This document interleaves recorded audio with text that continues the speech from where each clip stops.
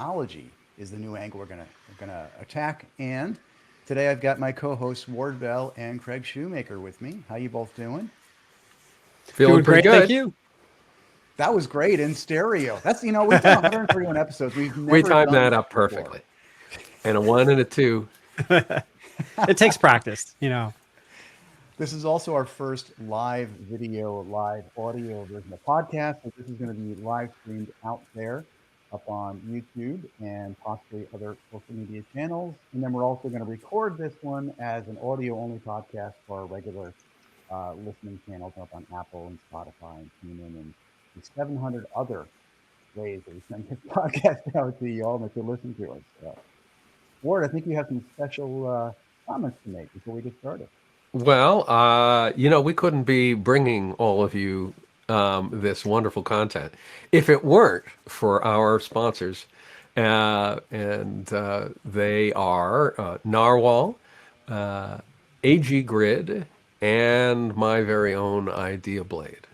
So thank you, sponsors. And let's go do a show, John.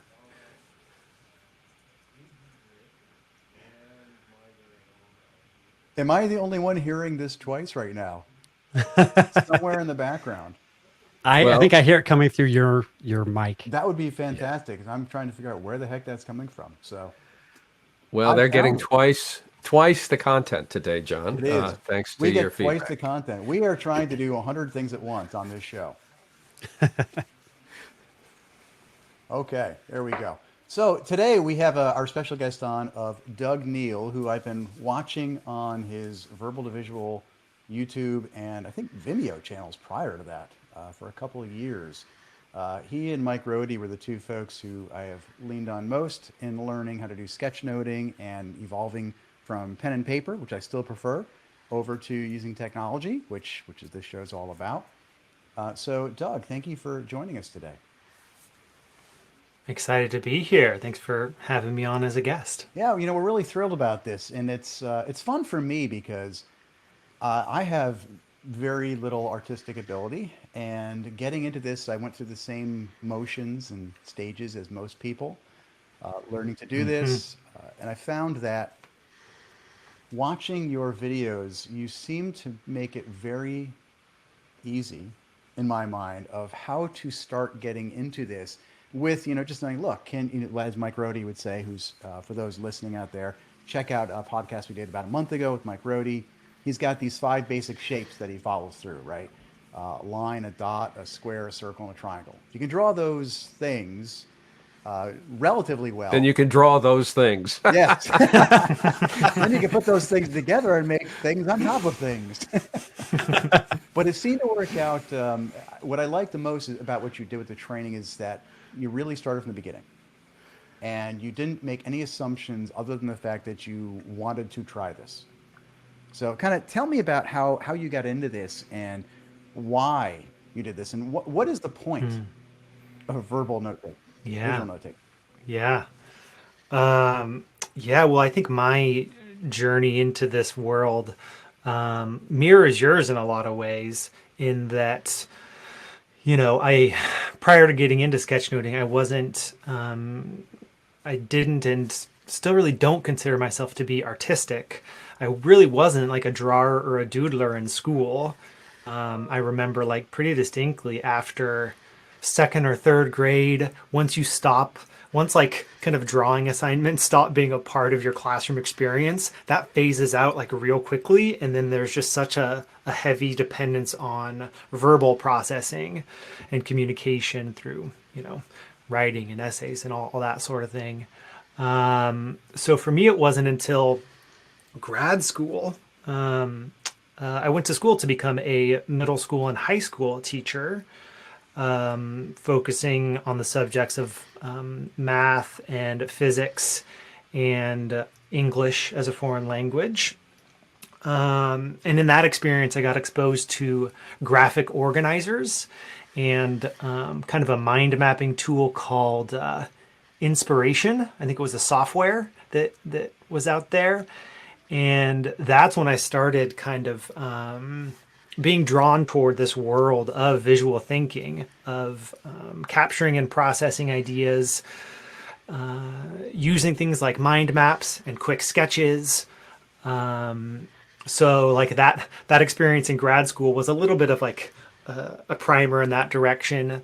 But then after doing a bunch of substitute teaching and kind of realizing that going into a full-time teaching gig wasn't a path I wanted to go down, I was kind of exploring, watching a lot of TED Talks, and came across a real short one from Sonny Brown called Doodlers Unite, which basically kind of just lays out the power of doodling as a thinking tool, as a storytelling tool, that it doesn't have to be artistic. You can communicate with simply drawn images. And I think that I was primed for that. And like when I saw that, I was kind of excited to dive deep into this world of visual thinking, and eventually came across terms like graphic recording and sketchnoting, like Mike Rohde's books and the various work that he's done. And for me, I think what that represented was just a more creative way of working with ideas, that to get to like the benefits of doing this in any format, it just helps you tap into the visual processing powers of your brain to complement the verbal processing powers. So words are powerful, like verbal communication and verbal storytelling is powerful, but you're still only accessing part of your brain. But when you start to sketch things out in any format, that's when you access more of kind of what your brain is capable of. And the hope is that through sketching out ideas, in addition to writing down ideas, you can get to more clarity around whatever it is that you're working on, make plans that you understand, kind of be able to do this back and forth between the big picture and the details. Those are the reasons that I get excited about sketchnoting, and it's a little bit of my kind of pathway to this work. So kind of in line with everything you outlined there, do you feel like there's a different way of thinking or a different way of organizing your thoughts, even before you begin to put anything on paper? Like, is there a shift in mentality that you had to make in order to really make this become fruitful for you? In some ways, I think the starting point is probably the same as it's always been. That's this filtering process. Whatever you first capture, whether you're like dumping ideas out of your own brain or learning something from a book or a podcast or whatever it may be, like the first step in that process is deciding like which of this information is worth capturing in some form. And I've kind of homed in on like a good starting point for me is like a simple bullet point list. Like get those ideas down quickly is often the starting point. And then like as I am jotting those ideas down, I'm starting to think of like, okay, what's an organizing structure for these ideas? Would they best be represented in a flow chart?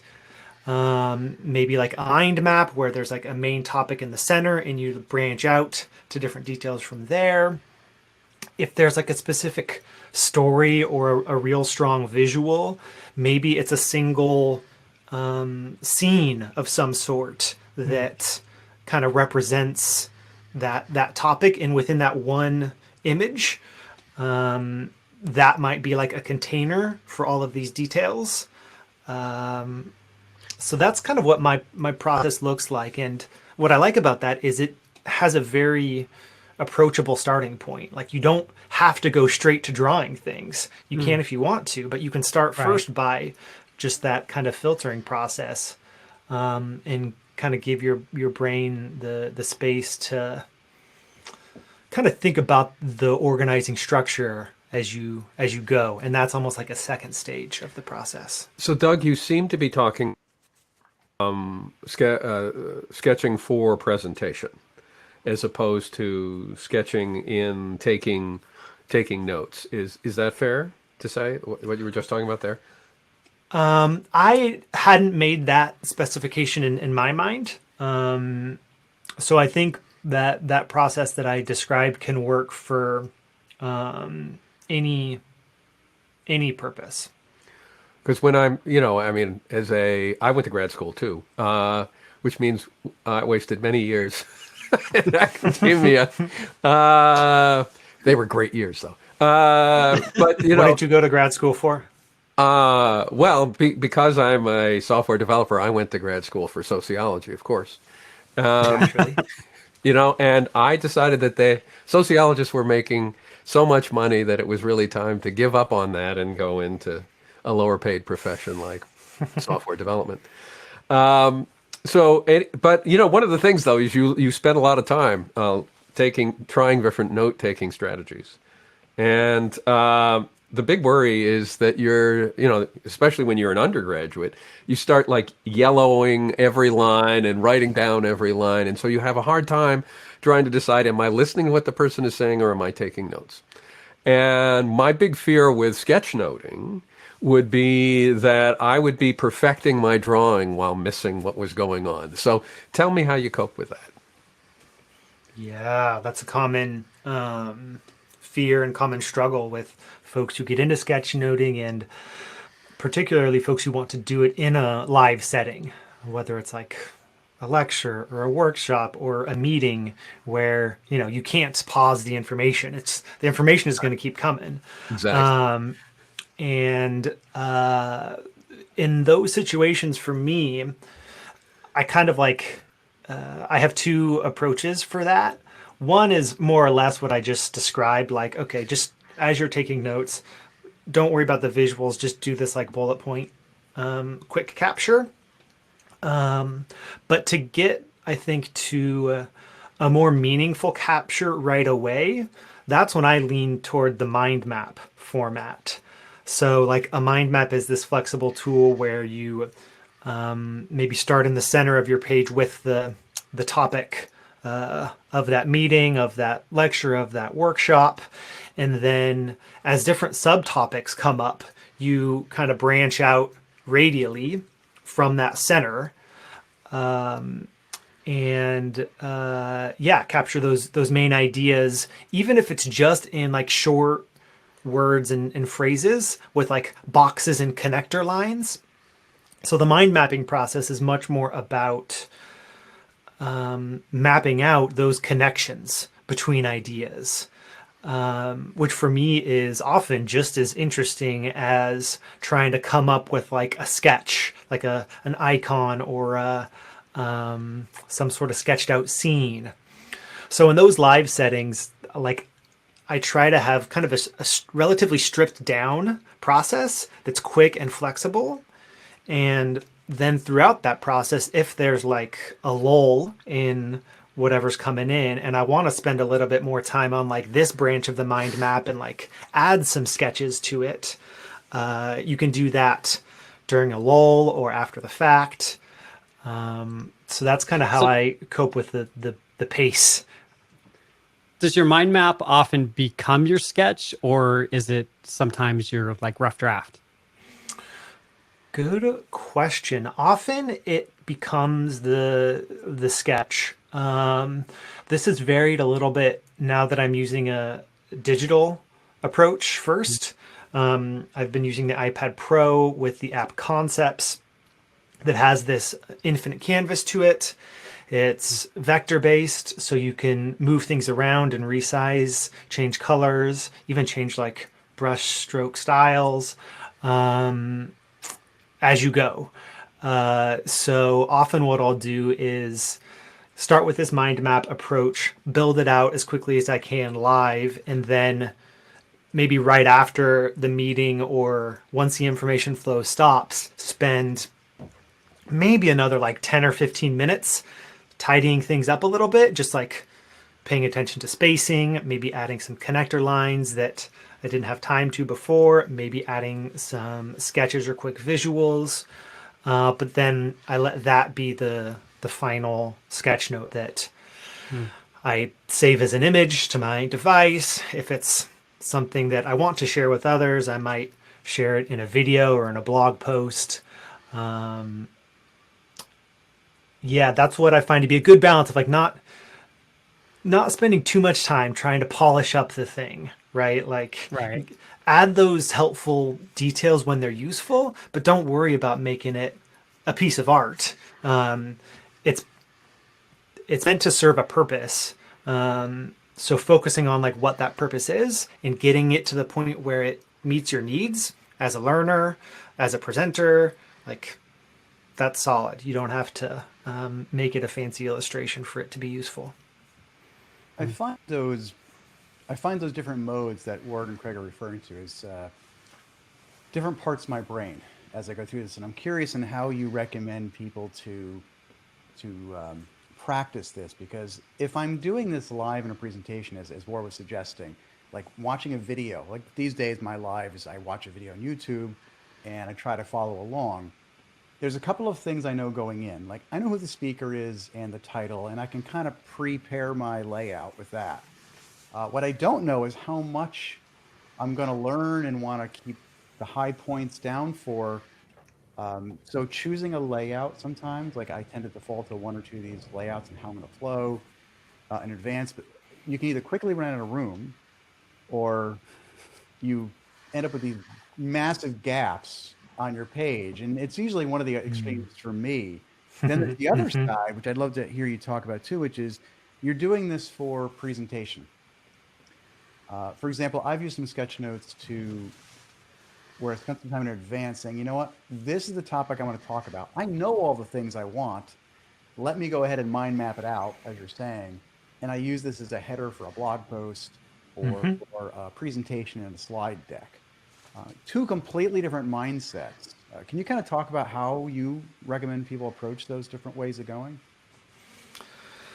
Yeah, those two being taking notes on a live presentation versus creating a presentation yourself. Yes, where something would be where you know the topic. Like the big difference is you know what's coming Right. versus you don't know what's coming. Yeah. You know, as John, just before Doug kicks in there, because I think this is an invite for Doug. You were talking about how you were running out of room as you were fleshing out your stuff, John. And I was just thinking that Concepts app, one of its virtues seems to be that you cannot run out of room. It just keeps going. Is that Right. is that what you were? Is that one of the reasons that you are bringing technology as opposed to pen and paper to it? Absolutely. Yeah, it does. It removes that fear of running out of space on the page, which is a major reason that I like to use it for live note taking. And yeah, that pairs well with a mind map structure, but kind of any type of flow, even if you're just going more of like a column approach, like maybe top to bottom, you can continue moving across the screen that way. So that's what that tool set provides.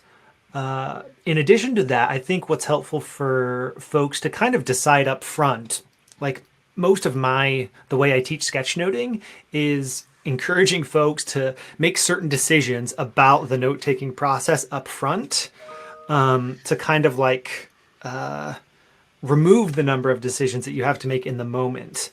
So those upfront decisions are often about kind of your approach to layout, and even your approach to like comprehensiveness. In certain cases, you probably do need to like keep up with the pace of the information that's coming in. Maybe if it's a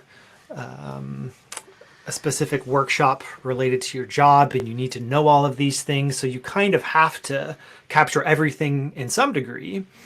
So then you kind of need to have comprehensiveness in mind, in which case I would make sure that my process has like, I will plan to go multiple pages if I fill one page, and like not worry about how much of the second page I fill, because I kind of want to get most of the big ideas down.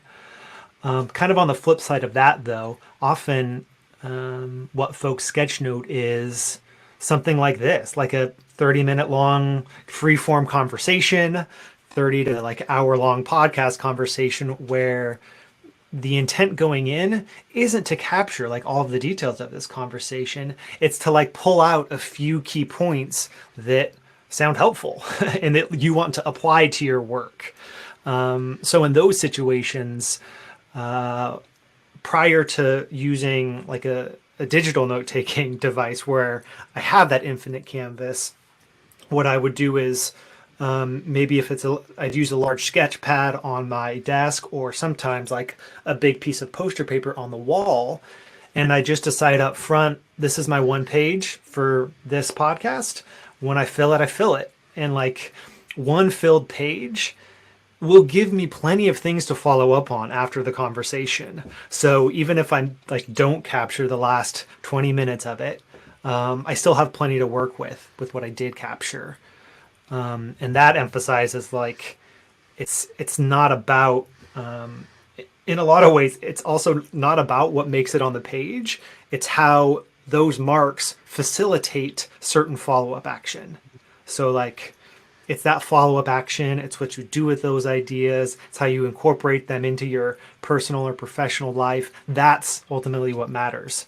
What do you prefer these days? Do you prefer paper or do you prefer iPad technology to do your sketchnoting? Right now, iPad. I'm kind of in a mode, I guess I've been in this mode for about a year now, of kind of going all in on the digital tool set. I see you have an Apple Pencil in your hand, so that's do. kind of indicative of that. Giveaway. And I've got the Giveaway. iPad in front of me. I'm doing very little.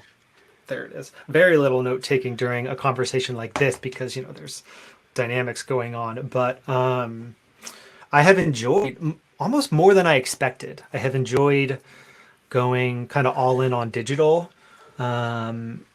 Because of the variety of apps and tools that are out there. Like we've mentioned Concepts, by far my go-to, but there are a few others that I use for different purposes and to meet different needs. So that's what's cool about the digital landscape. I'm sure at some point I will kind of swing back or like bring in a few analog tools in because there is something nice about like that work mode when kind of getting rid of all digital distractions and just like having some pen and paper or whiteboard and marker, like that work Yeah, I mode haven't is distinct. personally landed that. Like, I love the iPad. I'm all about technology, and most of our viewers in the show, listeners are as well. I haven't landed yet on the 100% tech. And I think part of it is that when I draw with the pencil and paper, it's a little less distractions, as you mentioned. But the other side is I feel like the quality of my drawings, while it's not the foremost reason why I do this, they are better on pencil and paper than they are with the iPad.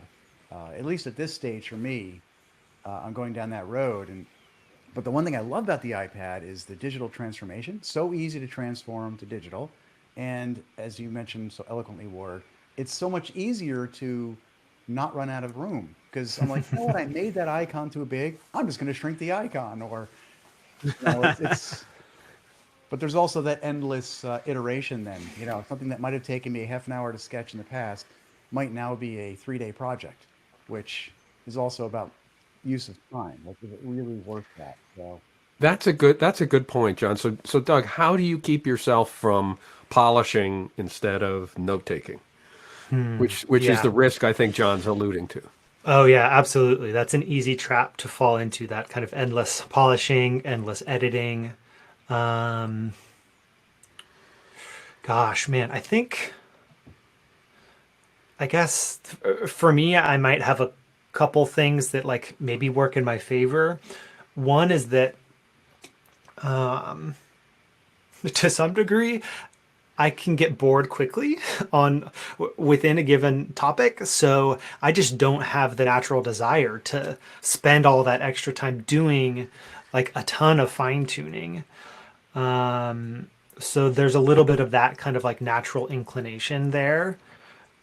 the other piece that helps me kind of move more quickly is that kind of the way I've structured my business and my work is it's built on kind of the regular publishing and sharing of sketch notes, of videos, of the things that I'm thinking about. So I guess I've kind of built up for myself incentives to not not polish, not get to perfect, get to useful, put it out there and like move on to the next thing.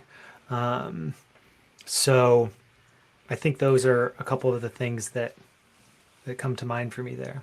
Yeah. As a writer, If you take it, oh, go ahead, Craig. I'll jump in later. Go ahead. well, okay. Well, I was gonna say, taking it from the other angle, if you're working on paper, which is what I do a lot, what I've wondered is people who are really experienced and good at this. What do you do with mistakes? Because one time I was doing my thing and I just made this really bad thing. And I crossed it out and it just looked horrible. So then I went, no, I can't live with that. So now I have to go and redo it. And, like, what's your experience with that?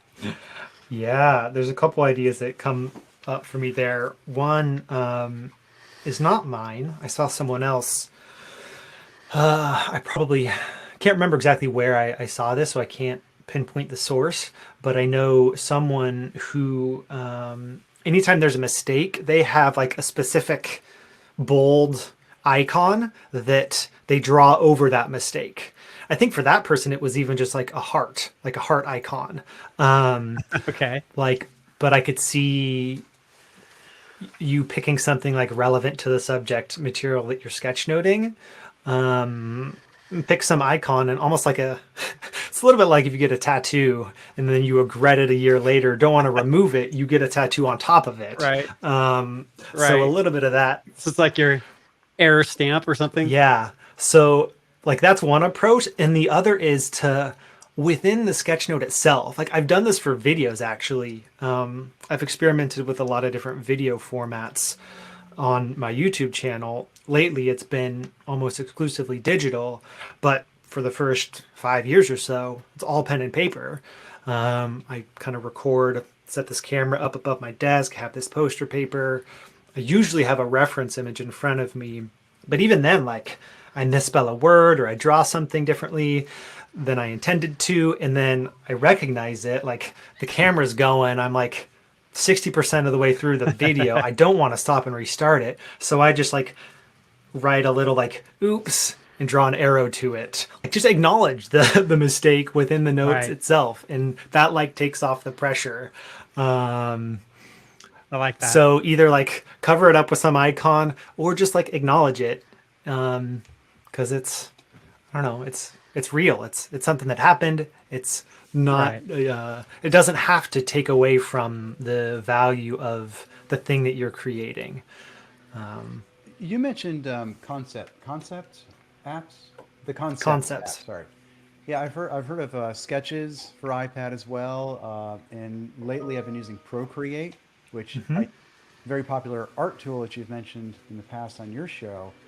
But I'm kind of curious why you don't use something like Procreate that is incredibly popular. Is it because it's got too many features, or like, what is it about concepts that you really like that drew you to it? Yeah, I actually started with Procreate, and that was my go-to note-taking app for a while. And kind of what sets that apart is it's kind of an illustrator's tool. It's a drawing tool first, and for whatever reason, many sketchnoters made their way to that app because it is this powerful tool. It's got these different brushes that you can use. You've got these different layers to kind of separate maybe different aspects of your sketchnote.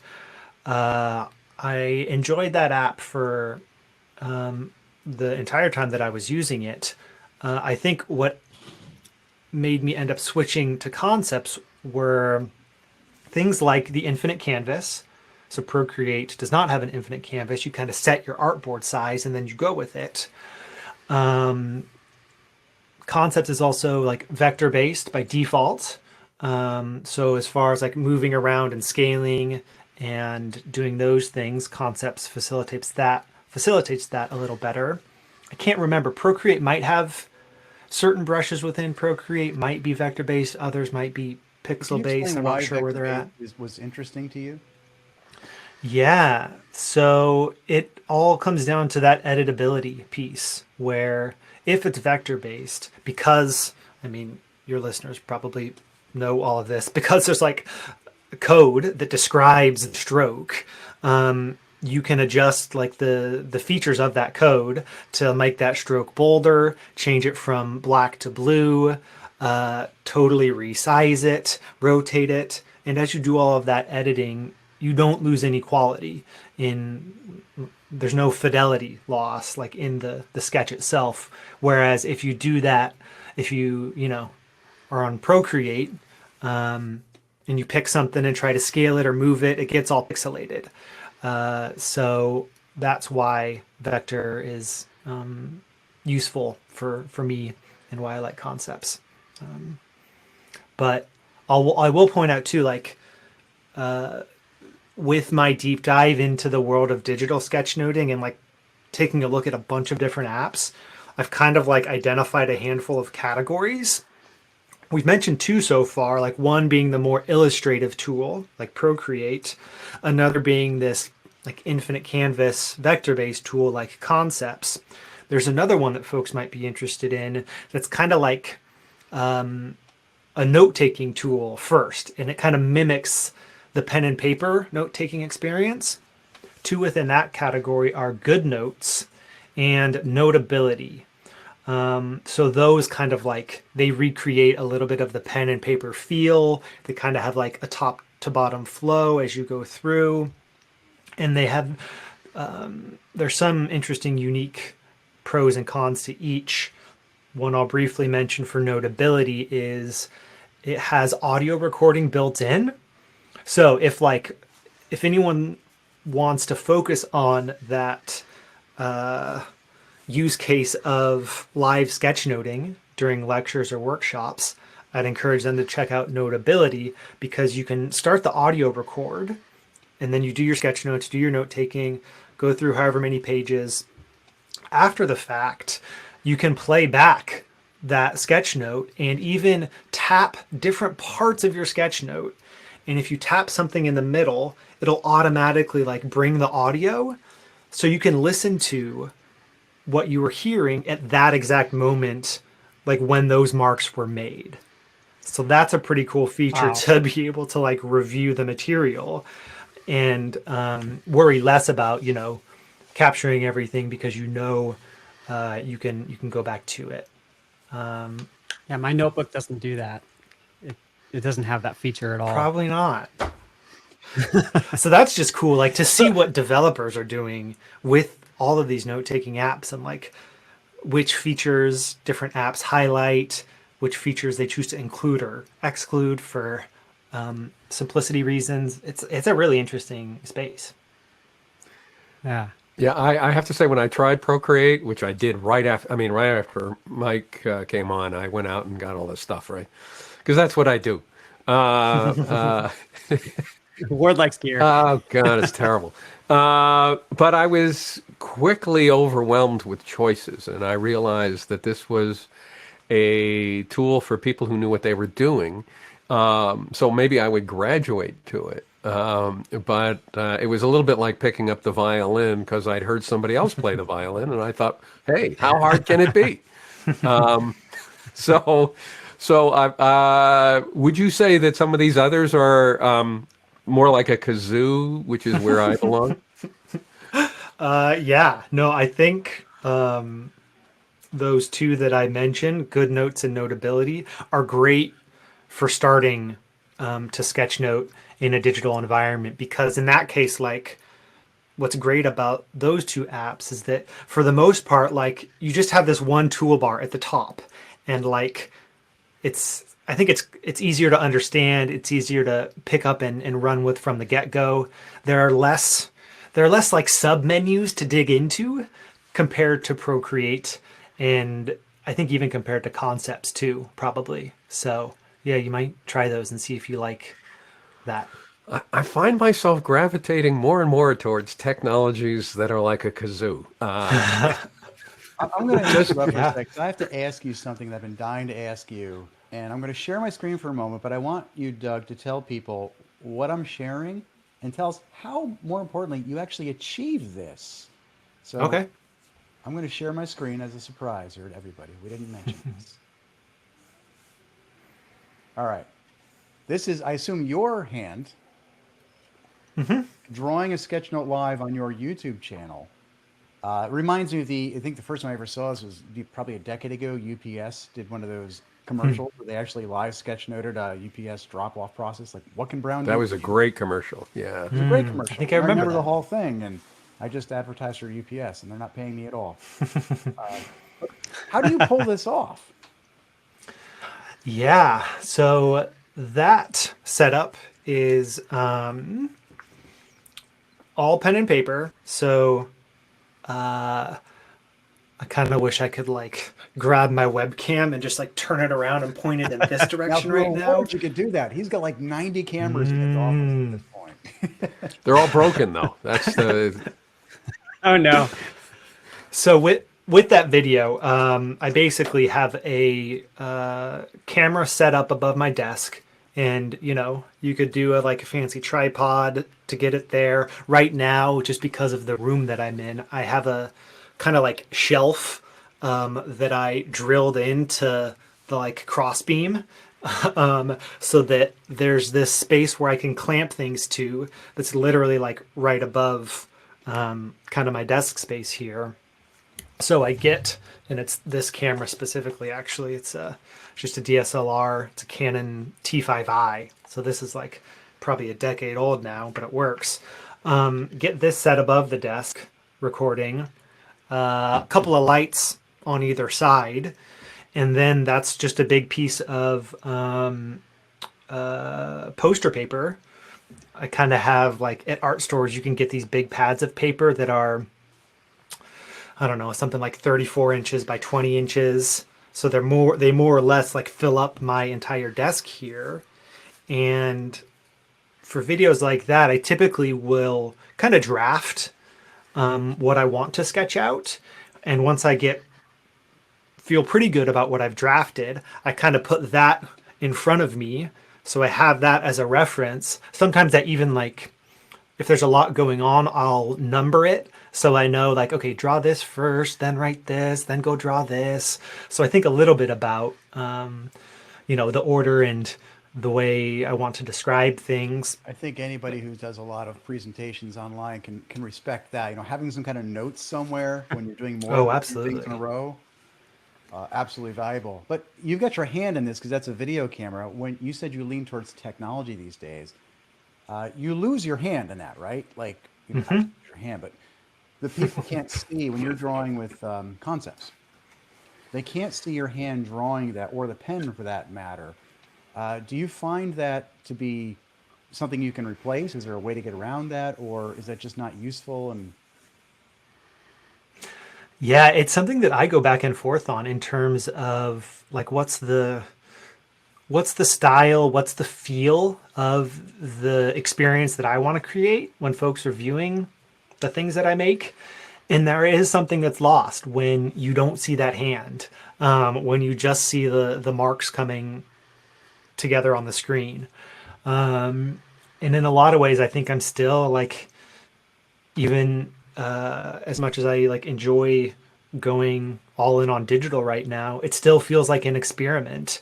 What I think is gained by removing that hand is that when you record your iPad screen, for example, while sketchnoting something, what I appreciate about that is that like sometimes the hand, depending on how where everything is oriented, like it's hard to see like exactly as the marks are being made. Like the hand and the arm sometimes covers up some of the process. So in some ways it removes that distraction so that you literally see like the exact way that the marks are made. And sometimes I feel like that's helpful to be able to see that with that level of clarity. It's also a little bit easier to get to kind of like cleanliness and a sharp image and like a white background. So from a lighting and a camera and an editing standpoint, you get to that cleanliness like kind of right away if you're just recording a screen. Yeah, I've taken a few pictures of things in my books. Like, for example, I'll hold it up for some folks here. I did some practice of some icons, and you can see the lighting on this isn't even great, just to show it inside of a book. And I was trying to take a picture of it for a blog post to share, and I swear I spent 30 minutes trying to get the lighting right, and the paper just looked yellow, and it isn't yellow. So I imagine Yes, the been iPad there. removes that whole barrier. Yeah, it does remove that barrier, but it is a trade-off. And I think it's like really it comes down to like a personal choice as far as which tools you enjoy using, what mode of presentation style your audience enjoys. And I think with like experimentation and maybe even directly asking others if you're, using it as a presentation tool, you can hopefully home in on what works right for you. Or if like you're like, I feel like I'm just going to constantly be experimenting and I'm going to go back and forth. Like sometimes I tell myself, Doug, just like home in on a single tool and like use it consistently for a while. But other times I get bored. I like to experiment. And I think that part of like the role that I want to serve as someone who talks about sketchnoting, I'm okay being that experimenter to like test these things out, look for the bounds of any given tool set or workflow and try to share that with others to help other folks find like the combo that works well for them. To kind of bring us back a little bit to the process of taking notes, particularly when you're like in a lecture or something like that, it sounds like having a layout vocabulary as a part of your tool set is something that's really important. Can you talk about like what's in your arsenal, or are there any go-tos that you often use a lot? Yeah, specifically approaches to layout. Yeah, just like, you're sitting down listening to someone. I have to organize all these thoughts somehow. How am I going to put it on the piece of paper? What can I choose from in order to organize it well? Yeah, this is great. And there are a handful of go-tos. We've already mentioned mind maps. So we've talked about that as a structure, as a layout structure. Another go-to of mine for a long time was like essentially a column by column approach. So I would move like linearly as the information came in, like top to bottom down one page or one column, top to bottom down the next. But as I move top to bottom, like you kind of think about each row of the notes containing like one main idea. Within each row, you have like flexibility. Maybe you want to just like write out a quote that stood out to you. So that's one row. Maybe the next one, there is a visual that comes to mind. So maybe you have like a sketch on the left, a little bit of detailed text on the right. And then for the next idea, you move down to the next row. And for that chunk, you get to play around with whether that idea chunk is word heavy or image heavy. So I like that chunking and moving in that kind of column top to bottom way is a nice constraint because you don't really have to think about where the next idea is going to go. It's just going to go below the next one or below the previous one. Riffing on that, like a third option is one that I've described as the brick road approach, where you do that similar chunking. Like each idea that you want to capture gets kind of more or less a rectangular space on the page, but maybe you start in the upper left. And then as you go, you just kind of like lay down the next brick, maybe to the right of the first one, maybe below the first one. But as you go, you kind of like place these bricks on the page. And what that's kind of cool, as you generally move like from the upper left to the lower right, you have some flexibility around where you place the next idea. You can try to place it adjacent to the most relevant one that's already there. So that's another way to kind of fill up the space in a flexible way, but there's still some structure to it. Those are probably my kind of three go-tos. I want to Cool. make sure Thank we don't like this is a technology audience podcast, obviously, but I want to make sure we also don't exclude who I feel are probably a large portion of your audience. When you do your videos, for example, it seems like they come from all sorts of professions. Can you kind of just describe who, in your experience, has been benefiting the most from learning this kind of style of visual note taking? Yeah. I think it's pretty wildly applicable. And roughly, like the folks, the audience that I see kind of digging into this tool set and benefiting most from it, I guess I'll identify like three. Definitely anyone that's in like a ongoing learning situation. So college students, grad students, folks doing any sort of professional development. Um, but what's interesting, like no matter what your career path is, no matter what career you're in, if you are going to meetings regularly, going to any sort of like workshops or learning new things, collaborating with other people where you kind of have to get on the same page, presenting ideas in any format. Like if you're doing any of those things, this is a tool set that at least some components of it are going to be helpful to you. So So you're that's why I saying like anybody who needs to remember anything or communicate anything can benefit from this. or solve problems on a Or regular if you just basis. like to sit in Yeah. your office by Yeah. yourself with the lights off and never speak to other humans, that probably isn't the right choice for you. Yeah. Yeah. So yeah, I think it has that wide appeal and not necessarily wide appeal. I think it has that wide applicability, but then it kind of also just comes down to more, thinking about psychographics versus demographics. When I think about the audience for this work, it's all about psychographics. If, in again, to maybe bring it back to the beginning of like our conversation today, it's a couple of different routes that I think are the folks who latch onto this and like benefit from it. It's the doodlers, the artistic kids who grew up and like want to incorporate this kind of creative drawing and sketching thing into their professional work. They're like primed for this and can do cool things with it. But then it's also like the non-doodlers, the verbal people who recognize this as a creative skill set that will broaden their ability to think through and communicate ideas, and just have to overcome that hurdle of like learning how to draw, just a little bit of learning how to draw, and like you're good to go. Yeah, so if folks are on either of those paths and are like excited by the idea of doing this, then those are the folks who I think should hop in and go for it. Now, we always ask this question whenever we bring any topic on, frankly, so I have to ask this here. What is your personal recommendation for folks who want to get started? Like, where it can be overwhelming. As Ward said, you grab Procreate, suddenly you're trying to play violin and it's just not working. What's your first step that you kind of recommend to folks? Yeah. Man, we've talked about so many different like tools and approaches. Okay,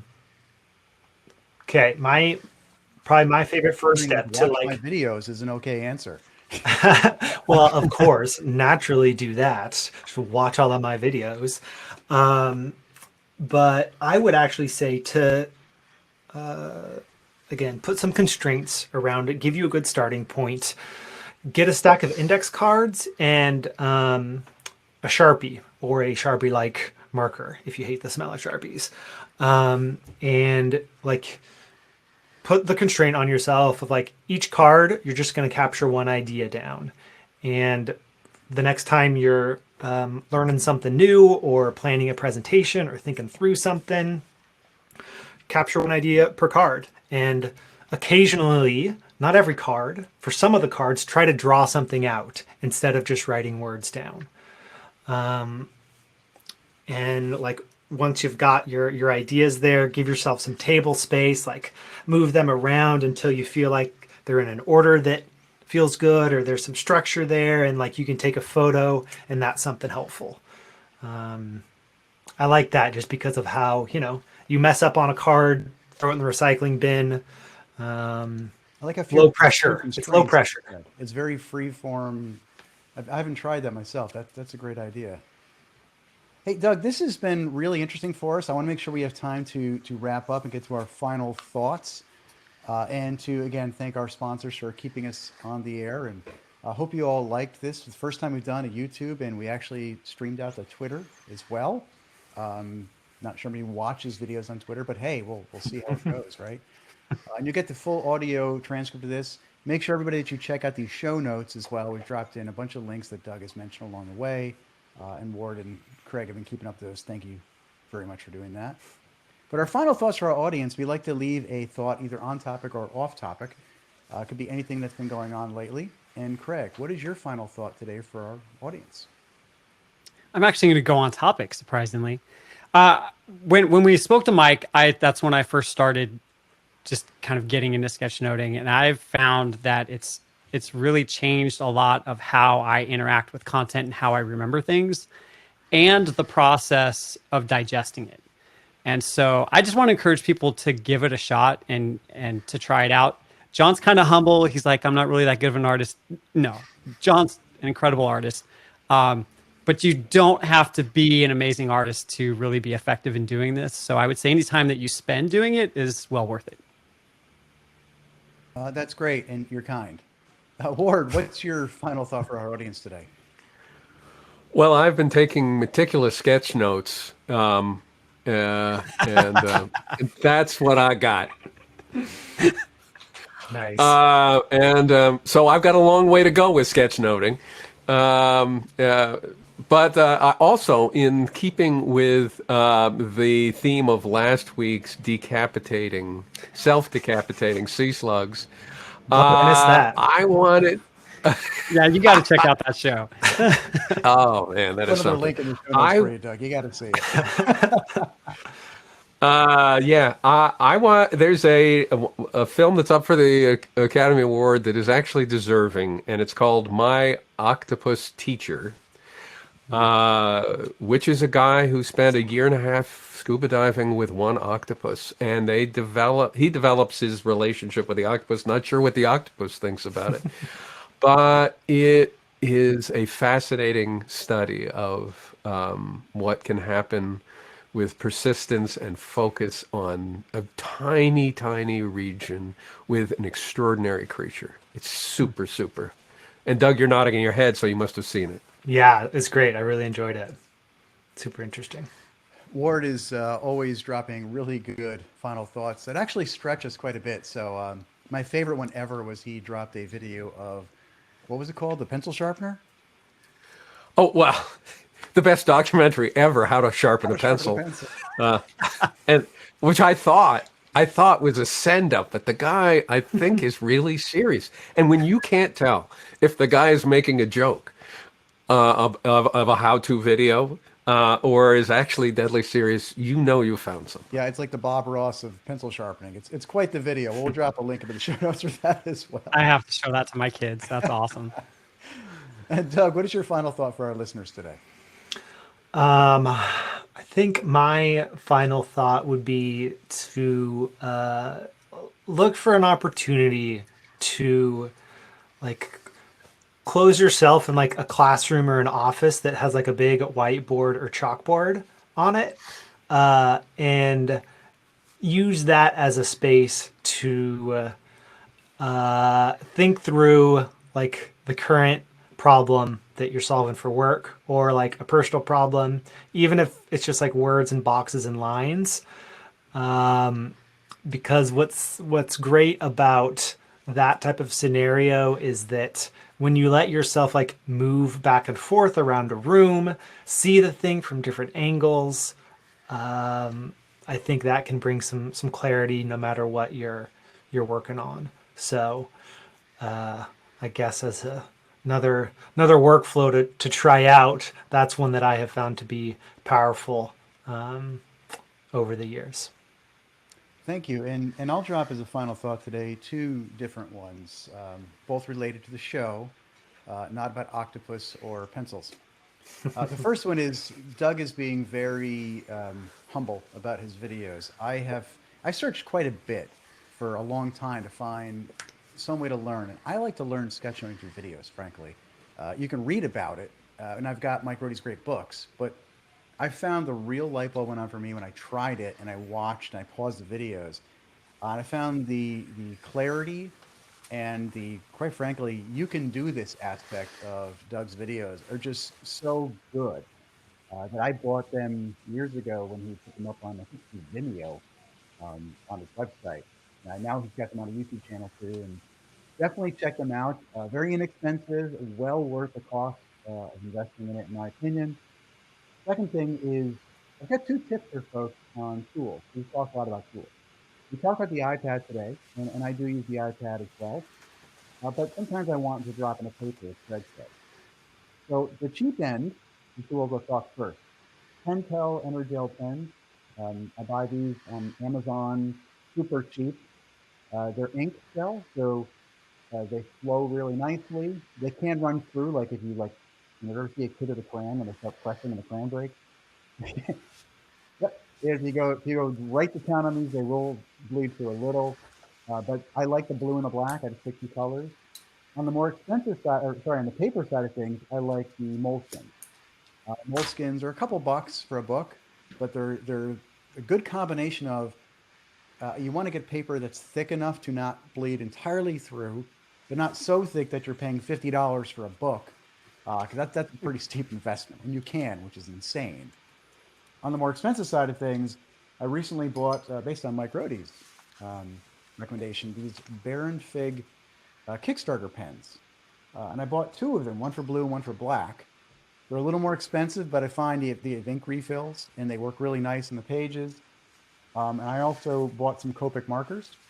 I bought a pack of 10 grayscale colors. Yes, there's many shades of gray. Not 50, but 10. So going through there, we can color in the whole thing. And he whips that. You whip those things out, don't you, John? You just whip it. And I'm going to move right past that comment. But yes.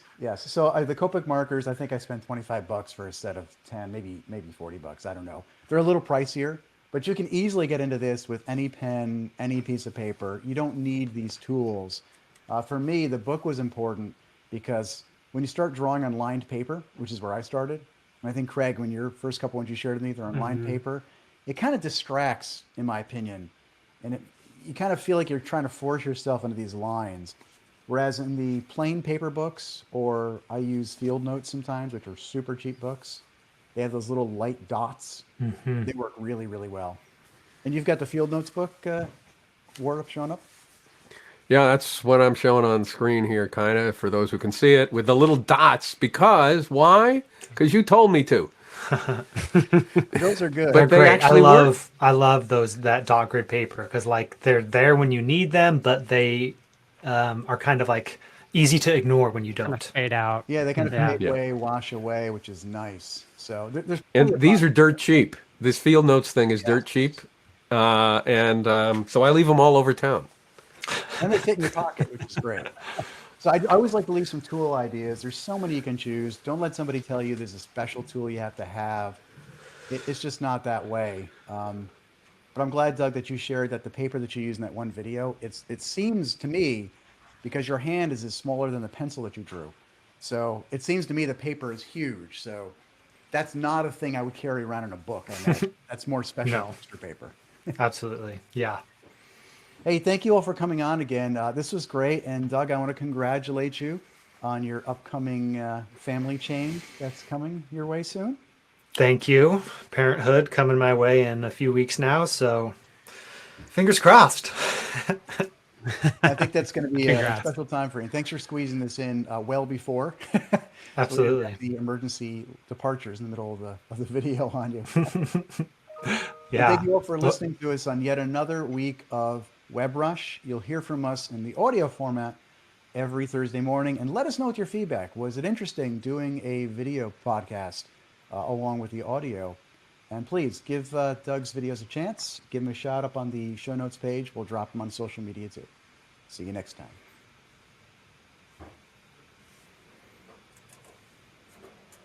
Said it's stopping.